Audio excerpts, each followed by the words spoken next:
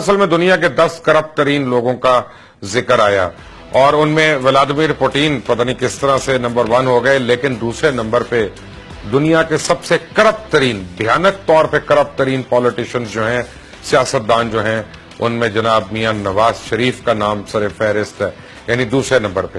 آپ اگر اس لسٹ کو دیکھیں گے تو آپ حیران ہو جائیں گے کہ جو سعودی عرب کے بادشاہ ہیں وہ بھی نواز شریف سے پیچھے ہیں، وہ بھی ان سے بہت کم ہیں۔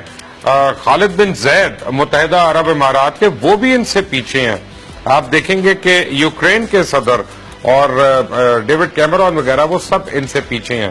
اس کے اوپر حکومت نے نہ کوئی جواب دینا مناسب سمجھا، نہ اس کے اوپر حکومت کو کسی نے سوال کرنا مناسب سمجھا۔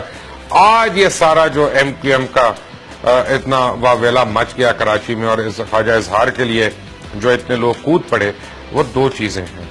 ایک تو یہ ہے کہ رینجرز کا جو آپریشن ہے کراچی کا، اس کو ٹوٹل منفی انداز میں دکھایا جائے، ایونچولی یہ دکھایا جائے کہ وہ پولیس افسران جو قانون کے نفاذ کے لیے کام کرتے ہیں وہ دراصل کسی کے ہینڈ پک لوگ ہیں اور ان کے کہنے پہ کرتے ہیں۔